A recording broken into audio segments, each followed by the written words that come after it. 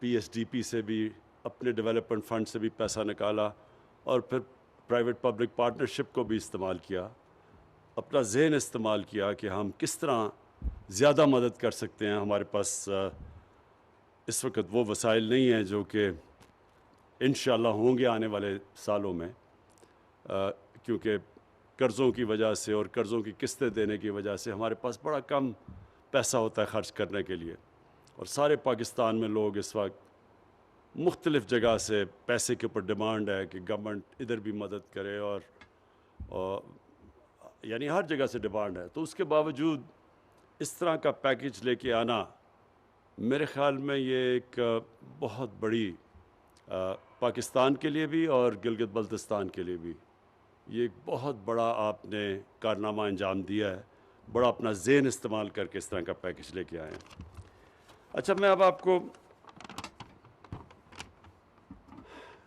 اپنا رشتہ آپ کو بتاؤں کہ گلگت بلتستان سے کیا رہا ہے. میں جب 15 سال کا تھا تو پہلی دفعہ میں اپنے اسکول کے ساتھ یہ سارے علاقے میں آیا، گلگت آیا. اور پھر ان دنوں میں تو سڑکیں ایسی تھیں، مجھے جو سب سے ابھی بھی چیز یاد ہے کہ وہ کبھی مجھے زندگی میں اتنا خوف نہیں آیا جو وہ چھوٹی سی جیپ ایک سڑک کے اوپر چل رہی ہوتی تھی.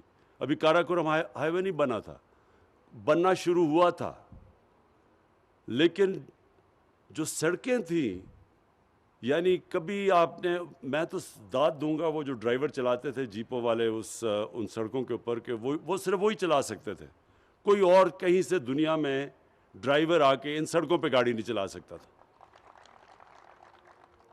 اور وہ پھر یہ بھی تھا کہ مجھے یاد ہے ہم جیپ میں جب جا رہے ہوتے تھے تو ہر تھوڑے 1 2 3 میلوں کے بعد نیچے ہزاروں فٹ نیچے ایک ٹوٹی ہوئی جیپ گری ہوئی ہوتی تھی.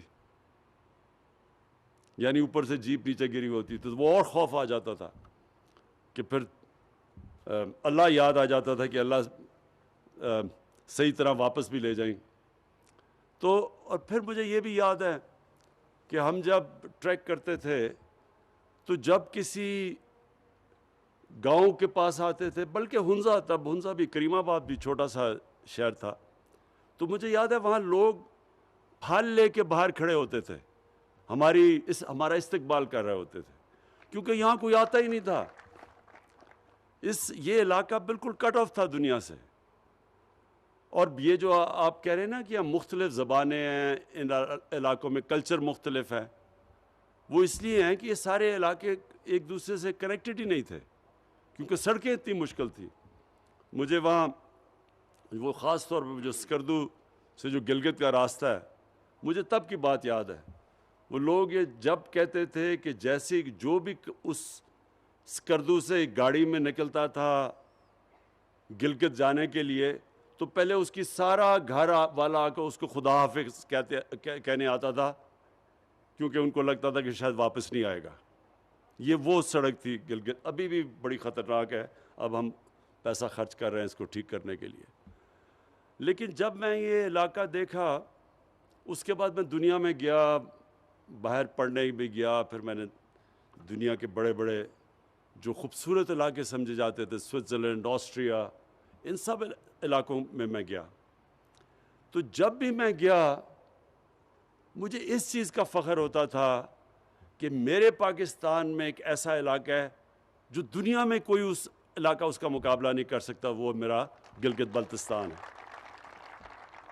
اور اس کے بعد بھی ایک تو میں کرکٹ میں مصروف ہو گیا، گرمیوں میں باہر کرکٹ کھیلتا تھا. جیسے ہی میں باہر کرکٹ سے فارغ ہوا تو پہلی چیز میں نے کی پھر واپس آیا اس علاقے میں. اور آپ یقین کریں کہ پاکستان میں جو اپنے میرے دوست تھے لاہور سے، وہ آنا ہی نہیں چاہتے تھے. ان کو خوف تھا کہ پتہ نہیں وہاں جائیں گے، وہ عجیب سا، کسی نے کوئی اس علاقے میں آیا ہی نہیں تھا. تو میں اپنے باہر سے جو میرے دوست تھے، وہ میرے دوست آیا کرتے تھے یہاں میرے ساتھ. میرے جو لاہور میں بڑی مشکلوں سے کسی ایک آدھ کو کھینچ کے لاتا تھا، باقی یہاں سے آتے ہی نہیں تھے.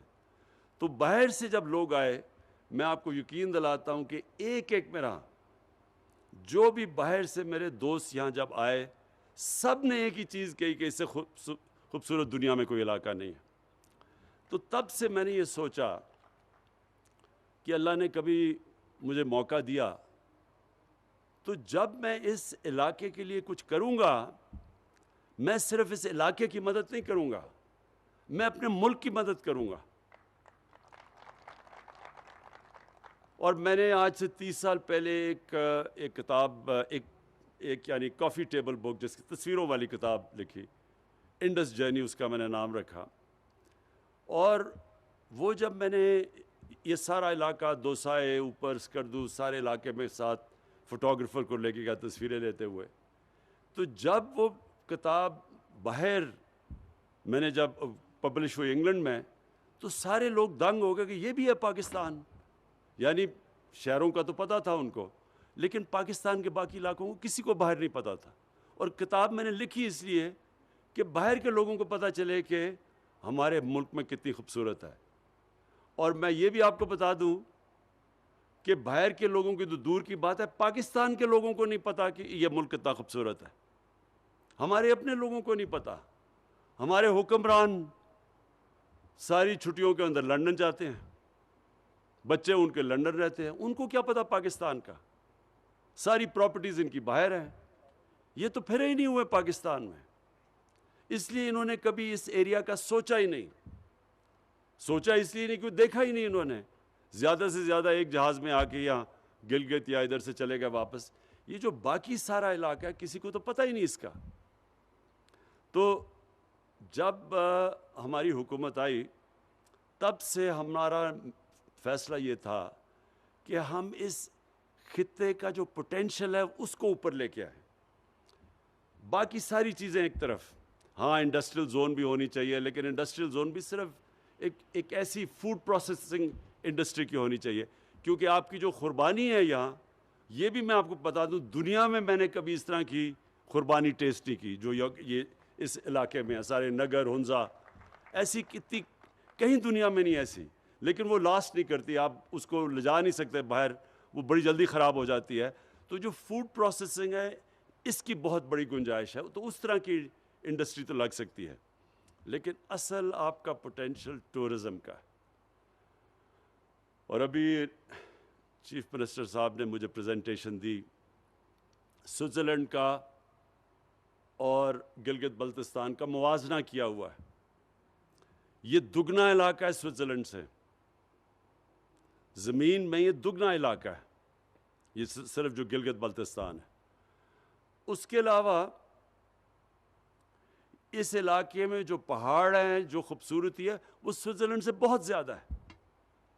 آدھے تو دنیا کے جو بڑے اونچے ترین پہاڑ ہیں، 12 یہ جو سب سے بڑی پیکس ہے، تقریباً آدھی تو اس علاقے میں، گلگت بلتستان اور یہاں۔ تو یہاں جو پوٹینشل ہے ٹورزم کا، کسی کو اس ملک میں اندازہ نہیں ہے۔ میں صرف آپ کو فگر دیتا ہوں، میں نے 2 فگرز دیکھی ہیں کہ سوئٹزرلینڈ ٹورزم سے کتنا پیسہ کماتا ہے۔ تو پہلے آپ یہ دیکھ لیں کہ پاکستان کا جو ساری ہم ایکسپورٹ کرتے ہیں، ساری پاکستان کی ایکسپورٹس مشکل سے $25 ارب ہے، اور ماشاءاللہ ہمارے دور میں اب یہ بڑھ رہی ہیں ایکسپورٹس۔ سوئٹزرلینڈ صرف ٹورزم سے 60 سے 80 ارب ڈالر کماتا ہے۔ تو آپ یہ سوچیں کہ اگر وہ آدھا ہے ہمارا گلگت بلتستان سے، اگر ہم اس کو ڈیولپ کر لیں تو آپ سوچیں کہ میں کہتا ہوں کہ آپ کا تو فائدہ ہوگا یہاں، لیکن ہمارے ملک کا کتنا فائدہ ہوگا، سارے پاکستان کا کتنا فائدہ ہوگا۔ ہمیں فورن ایکسچینج ملے گا، آپ کو روزگار ملے گا، خوشحالی آئے گی۔ تو دونوں کے لیے تو یہ جو ہم پیکج لے کے آئے ہیں، یہ صرف آپ کی بھلا کے لیے، آپ کے لیے بہتری کے لیے نہیں لے کے آئے، یہ سارے پاکستان کے لیے لے کے آئے ہیں، کیونکہ اس کا فائدہ سارے ملک کو ہوگا۔ جب گلگت بلتستان اپنی آپ کو ٹورزم کے لیے تیار کرے گا، صحیح معنی میں ڈیولپمنٹ ہوگی، سارا فائدہ سارے ہمارے ملک کو ہوگا۔ اور میں